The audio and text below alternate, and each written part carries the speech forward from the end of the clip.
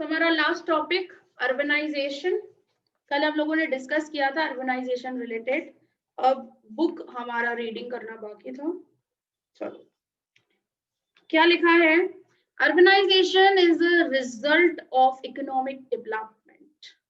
के क्या बोल रहे हैं यहाँ पर, इकोनॉमिक डेवलपमेंट देश में होगा अच्छे से, अगर बहुत ज्यादा डेवलपमेंट हो रहा है कंट्री में, तो जिसकी वजह से नॉन एग्रीकल्चर सेक्टर में लोग ज्यादा काम करने के लिए आएंगे, डेवलपमेंट होगा यार, हर किसी को इच्छा होगी कि वो लोग रूरल एरिया से शिफ्ट हो, जिसकी वजह से और ज्यादा अर्बनाइजेशन हो सकता है। Urbanisation is a result of economic development. MCQ question पे ये वाला कि dash is a result of economic development और urbanisation is a result of dash, ऐसा हम लोग करके पूछ सकते हैं। ठीक है, एमसीक्यू।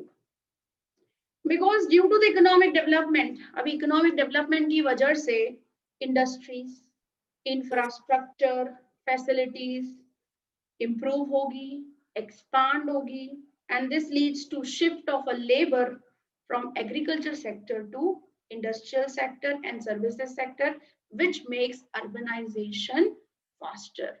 और उसी वजह से अर्बनाइजेशन स्पीड में चलता रहेगा, अर्बन एरिया और ज्यादा एक्सपांड होती जाएगी ना।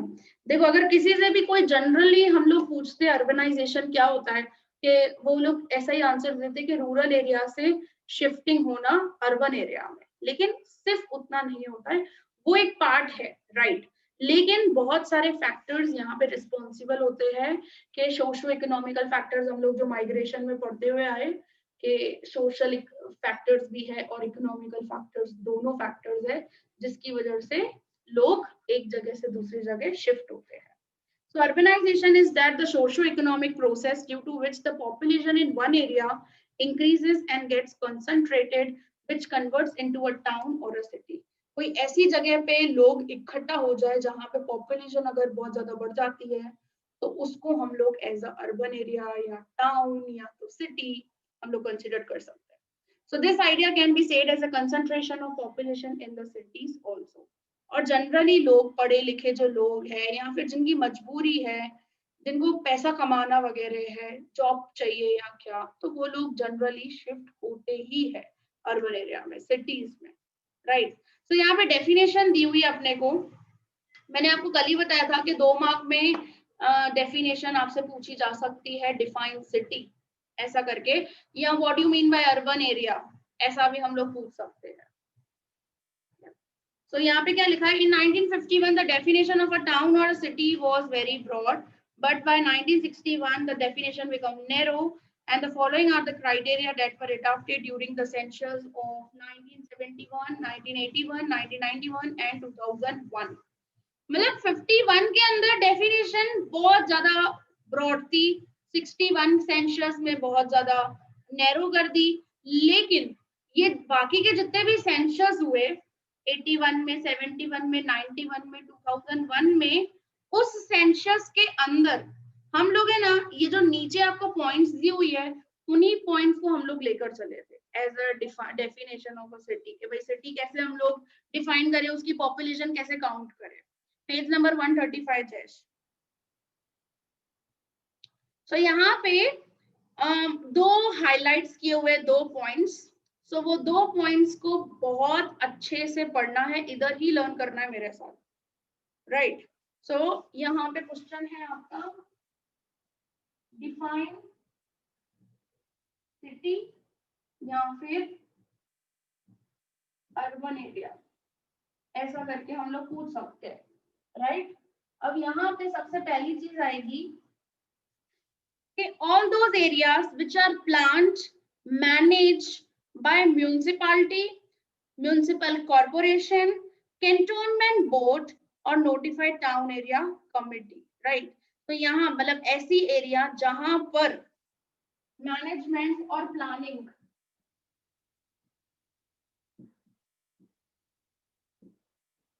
कौन करता है, municipality,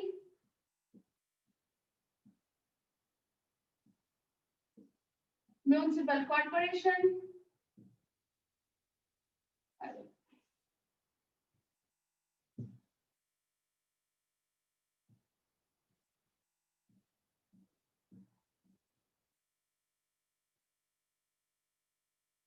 cantonment board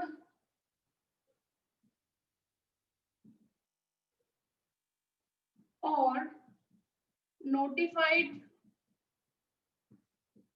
town area committee. पहली चीज ये होनी चाहिए रिक्वायरमेंट। दूसरी चीज आ जाती है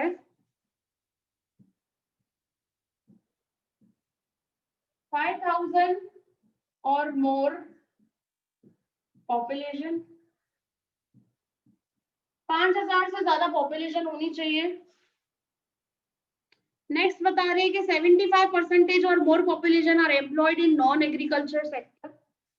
इसकी जो अगर जितनी भी पॉपुलेशन होती है उसका 75% या फिर उससे ज्यादा और मोर एम्प्लॉयड इन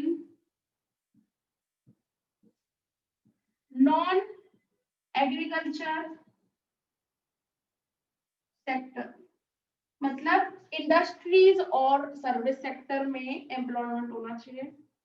और तीसरी चीज यहाँ पे बता रहे हैं कि डेंसिटी ऑफ पॉपुलेशन इज 400 और मोर पर स्क्वायर किलोमीटर। एक स्क्वायर किलोमीटर के अंदर 400 से ऊपर लोग होने चाहिए।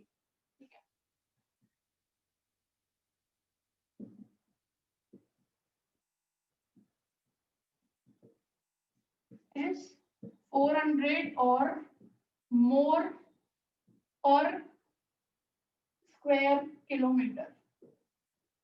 एक स्क्वायर किलोमीटर के अंदर 400 से ऊपर लोग होने चाहिए। तो ये आपका क्राइटेरिया है सिटी का कि भाई किसको हम लोग सिटी डिफाइन कर सकते हैं। जिस एरिया में प्लानिंग और management municipality, municipal corporation, cantonment board या तो नोटिफाइड टाउन एरिया। कैंटोनमेंट साक्षी अपने लोग एयरपोर्ट के नियर बाय में रहते। कैंटोनमेंट बोर्ड आर्मी हमारे पास है ना। अगर जहां पर कैंटोनमेंट बोर्ड नहीं होगा वहां पे नोटिफाइड टाउन एरिया कमेटी होगी मैनेजमेंट करने के लिए। हम लोग नियर बाय एयरपोर्ट है, हमारे पास में है कैंटोनमेंट बोर्ड। हम लोगों ने सब लोगों ने देखा हुआ है ये चीज। तो हम लोग सीधा जाएंगे तलावड़ी से सीधा कैंटोनमेंट बोर्ड ही तो पूरा शुरू होगा, पूरी कैंटोनमेंट एरिया शुरू हो रही है। सो वो चीज या तो फिर नोटिफाइड टाउन एरिया कमेटी। ठीक है। सो हमारे अहमदाबाद में तो ये तीनों चीजें हैं भाई। म्यूनिसिपैलिटी भी है, म्यूनिसिपल कॉर्पोरेशन भी है, एएमसी आप लोगों ने सुना है, अहमदाबाद म्यूनिसिपल कॉर्पोरेशन, और इवन कैंटोनमेंट बोर्ड भी है, राइट। प्लस यहाँ पे क्या बोला है कि 5,000 से ज्यादा पॉपुलेशन होनी चाहिए वो एरिया में, 75% या उससे ज्यादा पॉपुलेशन एम्प्लॉयड होनी चाहिए नॉन एग्रीकल्चर सेक्टर में, और डेंसिटी ऑफ पॉपुलेशन मतलब एक स्क्वायर किलोमीटर में कितने लोग रहने चाहिए, 400 से ऊपर, 400 या 400 से ऊपर एक स्क्वायर किलोमीटर के अंदर ही अंदर। तो अगर ऐसा क्राइटेरिया पूरा अगर फुलफिल होता है तो उस एरिया को डिक्लेयर किया जाता है एज अ टाउन और क्या, या तो as a city, as a urban area. Kunal, Shahibag, Shahibag कहाँ है? शाहीबाग तक जाने के लिए बीच में कैंटोनमेंट आता है। शाहीबाग में कहाँ से आया कैंटोनमेंट बोर्ड? भाई बीच में आता है ना। हम लोग तलावड़ी से शाहीबाग तक जो जाते हैं उसके बीच में आता है यार। हनुमान मंदिर सीधा सीधा रास्ता है यार, तुम लोग कैसी बातें कर रहे हो? इधर इतने नियर बाय में, एयरपोर्ट के नियर बाय में हम लोग रहते हैं। हाँ, हनुमान कैंप के यहाँ पूरा कैंटोनमेंट एरिया ही है, वो पूरा शुरू हो जाता है वहां से, जैसे हम लोग एयरपोर्ट सर्कल से सीधा जाते हैं। तो क्या यार, ठीक है। तो ये अगर आपसे 2 मार्क में डिफाइन पूछते हैं कि भाई डिफाइन सिटी, जनरली पेपर के अंदर होती है, क्योंकि आपका एक तो आधा चैप्टर तो पूरा डिलीट कर दिया है, तो बाकी बचा क्या? तो 2 मार्क में डिफाइन सिटी पूछते ही पूछते, तो ये सारा ये दोनों पॉइंट्स कवर होनी चाहिए। हाँ? ऐसा नहीं कि ये पहली वाली पॉइंट लिख कर आओ दूसरी वाली पॉइंट नहीं लिख कर आओ, मैं तो पूरा ही रॉन्ग कर दूंगी, पूरा 0 ही दूंगी मैं। एक क्या होता है, एक पॉइंट थोड़ी लिखना होता है, ये दोनों पॉइंट्स को कंसिडर करना है। वही planning management by municipality, municipal corporation, cantonment board या फिर नोटिफाइड टाउन एरिया कमिटी। और दूसरी चीज 5000 से ज्यादा पॉपुलेशन होनी चाहिए। 75% जो पॉपुलेशन है उससे ज्यादा क्या होनी चाहिए, जनरली एम्प्लॉयड होनी चाहिए नॉन एग्रीकल्चर में। और पर स्क्वायर किलोमीटर कितने लोग होने चाहिए, कितने, 400 या 400 से ज्यादा। ओके, सो इतना जनरली हम लोगों को पूछा जाता है। व्हाट इज सिटी, क्वेश्चन भी बता रही हूँ मैं कि यही क्वेश्चन होता है, या डिफाइन सिटी, या व्हाट इज सिटी, या व्हाट इज अर्बन एरिया, ऐसा सब कुछ। ठीक है, सो ये इतना 2 मार्क्स का। नेक्स्ट यहाँ पे बता रहे हैं कि due to industrialisation urbanisation in the entire world is on rise and if this continues by 2050 2/3 of the world population will be in the urban. यहाँ पे वर्ल्ड लेवल की बात कर रहे हैं कि अगर इंडस्ट्रियलाइजेशन जिस स्पीड से बढ़ रहा है वर्ल्ड में, अगर इसी तरीके से बढ़ता रहा तो 2050 में, 2050 तक तो मतलब पूरे वर्ल्ड में, पूरे वर्ल्ड का 2/3 वाला जो पार्ट हो जाएगा ना, वो क्या होगा, सारा का सारा अर्बन एरिया, अर्बनाइजेशन हो जाएगा। क्योंकि उसकी जो पॉपुलेशन है वो मोस्टली अर्बन एरियाज में ही रहने लगेगी। बाकी 1/3 वाला पार्ट ठीक है, चलो विलेजेस वगैरह, 2/3 पार्ट तो पूरा का पूरा अर्बन एरिया। सो मैंने आपको कल ये चीज बताई थी कि ऐसा रिलेशन भी पूछते हैं कि what is the relationship between the industrialisation, urbanisation and economic development. Because ultimately मैंने आपको बताया था कि ये साइकिल चलता है पूरा, कि इंडस्ट्रियलाइजेशन होगा, ऐसे साइकिल चलेगी पूरी। इंडस्ट्रियलाइजेशन जिसकी वजह से अर्बनाइजेशन होगा, अर्बनाइजेशन की वजह से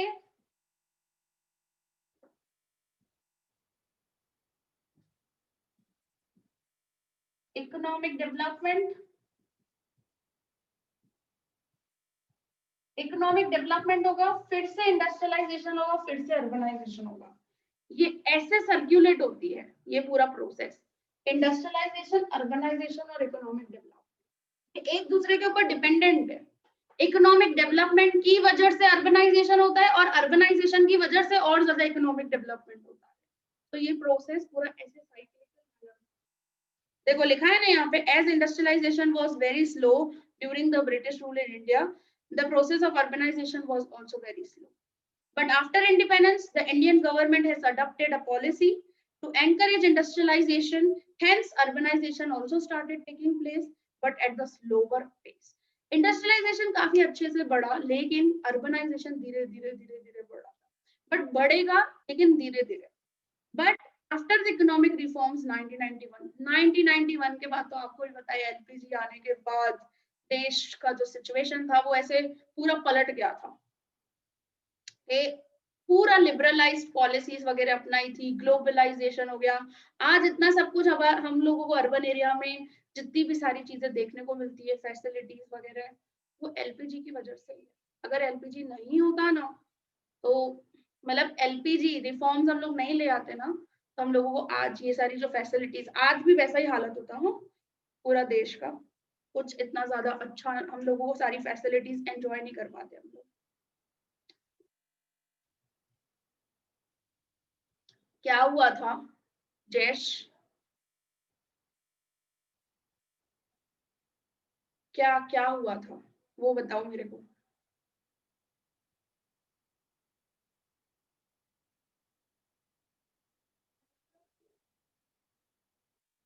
अरे वो अलग बात है यार, ये कहाँ पे बीच में ले आए हो भाई. मुझे पता है हर्षद मेहता का स्टोरी, हम लोगों को सबको पता है यार. ये हर्षद मेहता कहाँ से घुसा यहाँ पे बीच में. हम लोग अर्बनाइजेशन के बारे में बात कर रहे हैं, वही लिबरलाइज हो गई इकोनॉमी और इस सारी चीजें. आप कहाँ घुसा रहे हो हर्षद मेहता को यार. इकोनॉमिक रिफॉर्म्स 1991 में इंट्रोड्यूस किए गए थे भाई, उसका स्कैम ठीक है, हम लोगों को पता है 1992 का. ट्रांसपेरेंसी सब कुछ हो गई थी ना उसके बाद, तो सारी चीजों के रिलेटेड. ग्लोबलाइजेशन में ट्रांसपेरेंसी, अभी एक्सचेंज रेट पूरा देखो as per the market forces हो गया, सेबी इंट्रोड्यूस किया गया, सब चीजें तो आ गई. तो अभी थोड़ी ऐसे स्कैम्स हो सकते हैं. ये अलग बात है यार, अभी यहाँ जो टॉपिक चल रहा है वो अलग है एकदम। So economic reforms 1991 के बाद, due to the liberalized industrial policy, government has announced various incentives to industries. हम लोगों ने LPG के अंदर पढ़ा ही है कि इंडस्ट्रीज को कितना अच्छे से फोकस किया गया। And the policy to encourage service sector also has resulted in the faster economic development and urbanization. और सर्विस सेक्टर का तो आप लोग देख ही सकते हो कि कंट्रीब्यूशन किस लेवल पे हो रहा है। इतना नेशनल इनकम का 52.7% सर्विस सेक्टर से आता है भाई, इतना ज्यादा कंट्रीब्यूट कर रहा है सर्विस सेक्टर काफी आजकल। और ये सर्विस सेक्टर का जितना भी एक्सपांशन हुआ है ना, वो बिकॉज ऑफ ग्लोबलाइजेशन। सारा बैंकिंग सेक्टर आप देख लो, वेयर हाउसेस देख लो, कम्युनिकेशन देख लो आप, आजकल डेटा सबसे सस्ता है, इंटरनेट सबसे सस्ता आज के टाइम पे, बेसिक नीड हो चुकी है ये आज के टाइम पे। इतना ट्रांसपोर्टेशन देखो कितना फास्टर हो रहा है, हर चीज पॉसिबल हो पाई है ग्लोबलाइजेशन की वजह से, लिबरलाइजेशन की वजह से। बैंकिंग सेक्टर, इतने सारे प्राइवेट HDFC है, ICICI, इतनी सारी प्राइवेट बैंक्स कहाँ से आई, कैसे आई? सो ये आफ्टर रिफॉर्म्स ही ये सब चीजें पॉसिबल हुआ है। मतलब अल्टीमेटली इंडस्ट्रीज और सर्विस सेक्टर का डेवलपमेंट 1991 के बाद ही हम लोगों को बहुत अच्छे लेवल पर देखने को मिला है, जिसकी वजह से अर्बन एरिया की पॉपुलेशन भी क्या हो गई है, ज्यादा हो गई है। ज्यादा कैसे हुई है? सिंपली यहाँ पे जनरली क्या बताया है, माइग्रेशन की वजह से, from rural area to urban area. सबसे बड़ा कॉज है, हाँ, अर्बनाइजेशन का सबसे बड़ा जो फैक्टर है ना कि अर्बनाइजेशन क्यों इतना ज्यादा हुआ, माइग्रेशन की वजह से। और माइग्रेशन जो ये क्यों हो रहा है, बिकॉज ऑफ इकोनॉमिक डेवलपमेंट। और इकोनॉमिक डेवलपमेंट कैसे पॉसिबल हुआ, 1991 के बाद। ये ऐसे सीरीज चलेगी पूरा कोर्स। ठीक है, देखो नेक्स्ट क्या बता रहे, generally 3 types of urbanisation takes place. 3 तरीकों से अर्बनाइजेशन हो सकता है। 2 मार्क का क्वेश्चन, भाई कितने तरीकों से अर्बनाइजेशन हो सकता है?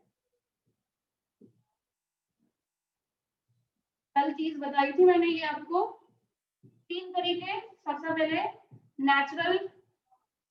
नेचुरली बर्थ रेट ज्यादा हो, एक वो तरीका है।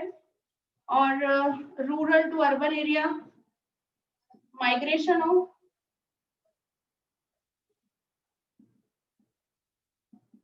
और तीसरा है हमारा स्क्वायर किलोमीटर एक्सपांड कर दे हम लोग, हमारे इसके स्टेट का, हमारे सिटी का, सॉरी स्टेट बोल रही हूँ मैं, सिटी का।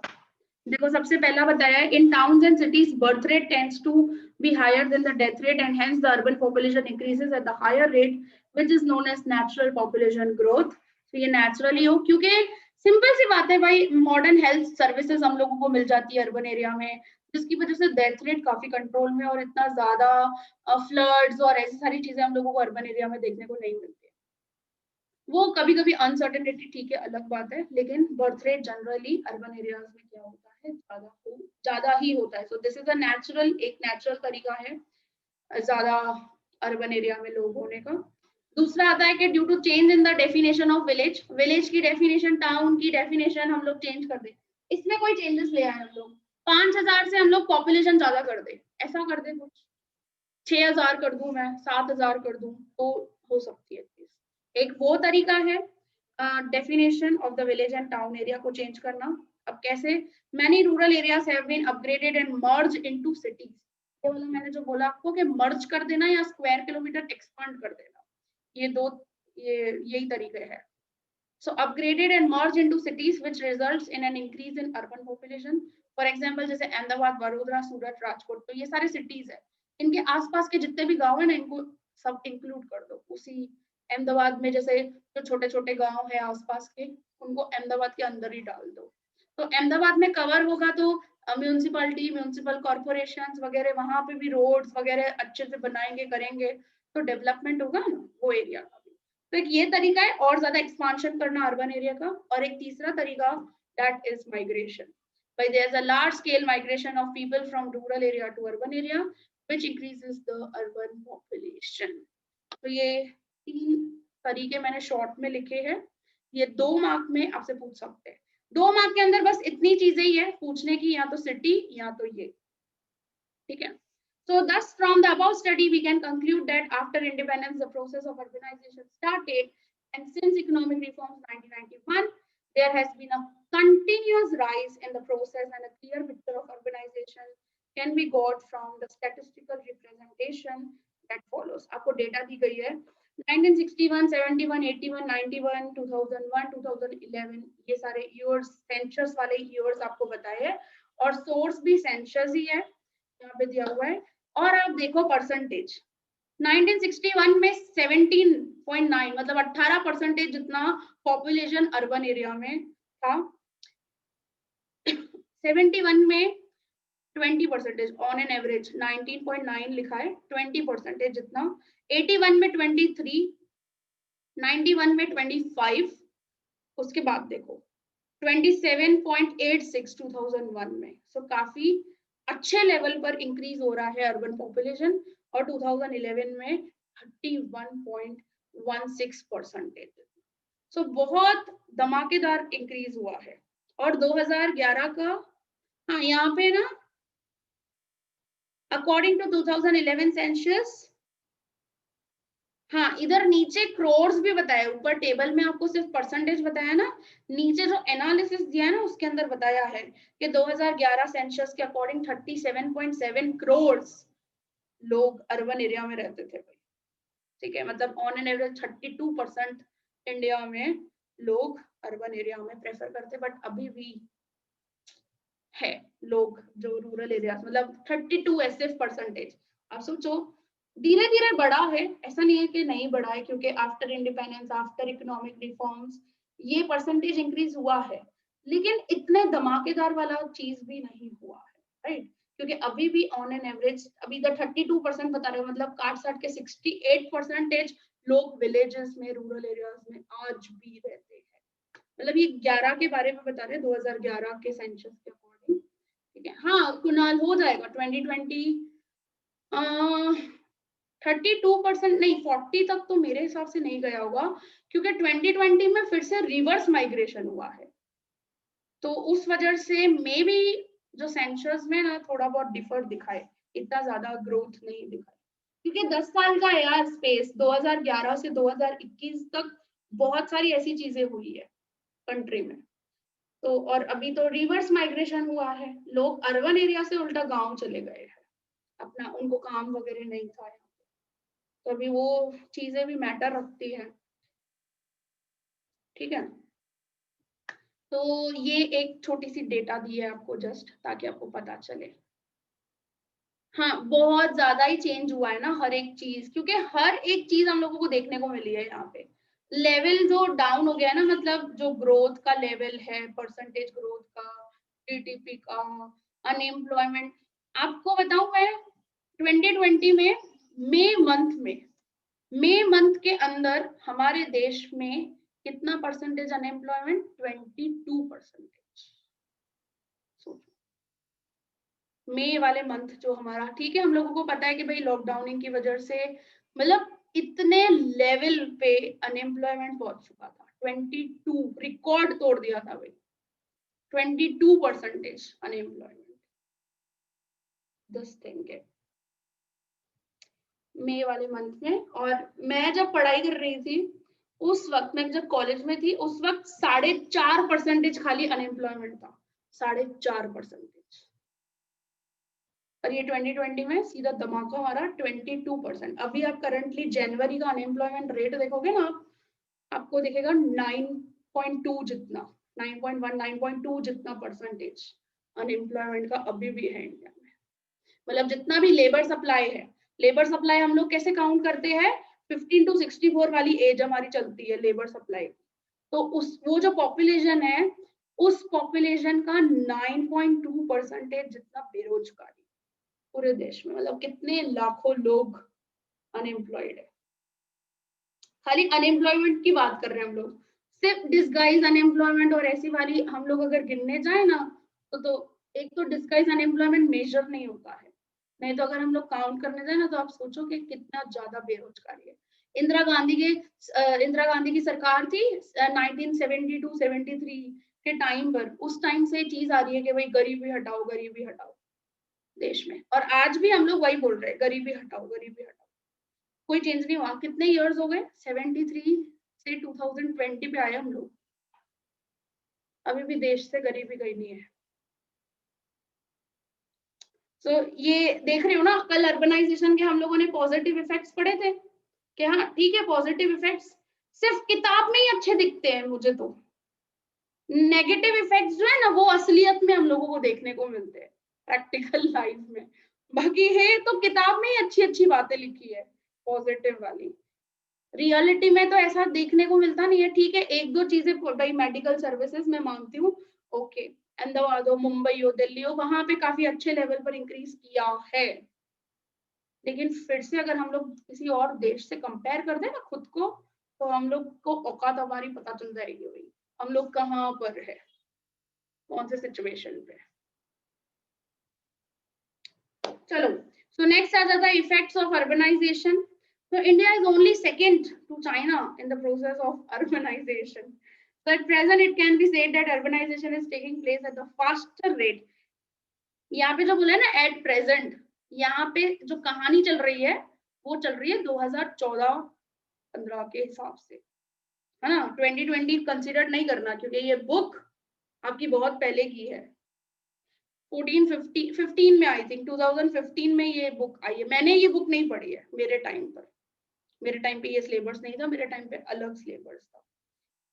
सो मेरे बाद ही चेंजेस हुए 2015 ऐसा, 14 या 15 में। सो इफेक्ट्स यहाँ पे बताए हैं कि पॉजिटिव नेगेटिव। पॉजिटिव इफेक्ट्स यहाँ पे बता रहे हैं, सबसे पहला increase in infrastructure facilities.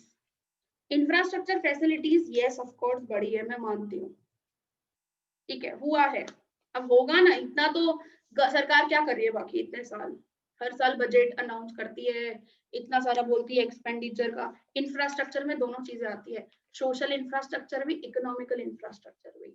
Economical infrastructure में electricity, coal, natural gas, petroleum, then communication, transportation. Social infrastructure में एजुकेशन, हेल्थ, हाउसिंग, ऐसी सारी चीजें सब इंक्लूड हो जाती है इंफ्रास्ट्रक्चर में। तो इंक्रीज हुई है यस, बट इंफ्रास्ट्रक्चर यहाँ पे ऐसा बोला है कि पॉजिटिव इफेक्ट क्या है कि इंफ्रास्ट्रक्चर बढ़ने की वजह से लोगों को अपॉर्चुनिटीज मिली, लोगों को एम्प्लॉयमेंट मिला। अब एम्प्लॉयमेंट मिला जिसकी वजह से गरीबी कम हुई, गरीबी कम हुई तो स्टैंडर्ड ऑफ लिविंग इंक्रीज हुआ, समझे। तो ऐसे तरीके से बताया है पॉजिटिव इफेक्ट आपके बुक के अंदर।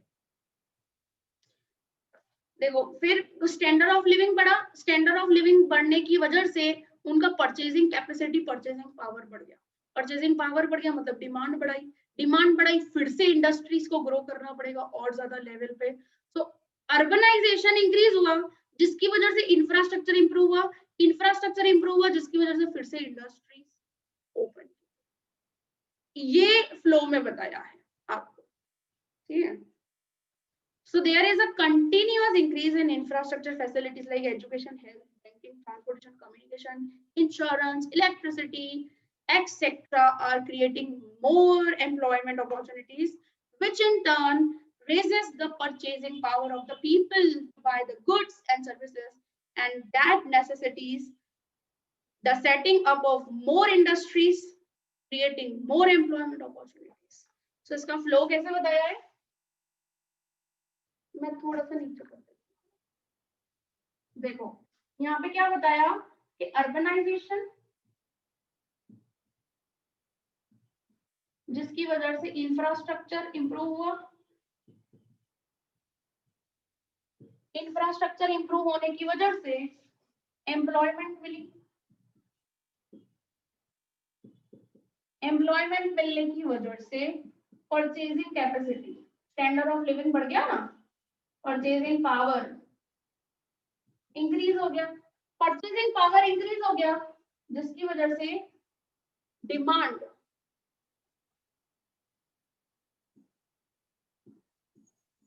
डिमांड बढ़ गई, डिमांड बढ़ने की वजह से इंडस्ट्रीज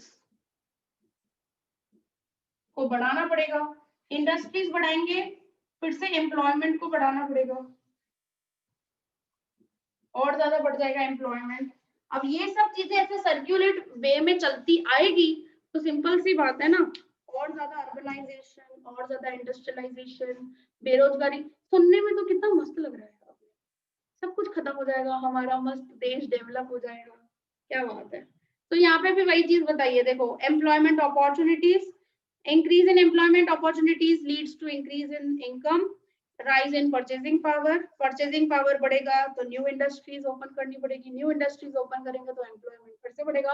लेकिन इन बेवकूफों को बताओ कि हमारे देश में एम्प्लॉयमेंट अपॉर्चुनिटीज क्रिएट नहीं हो रही है इंडस्ट्रीज बढ़ने की वजह से, कैपिटल इंटेंसिव टेक्निक्स हो रही है ना, वो कहाँ समझ में आ रहा है, स्मॉल स्केल सेक्टर कहाँ बढ़ रहा है इतना ज्यादा, and this cycle keeps moving on and on. दिख बहुत अच्छा आ रहा है अपने को, राइट।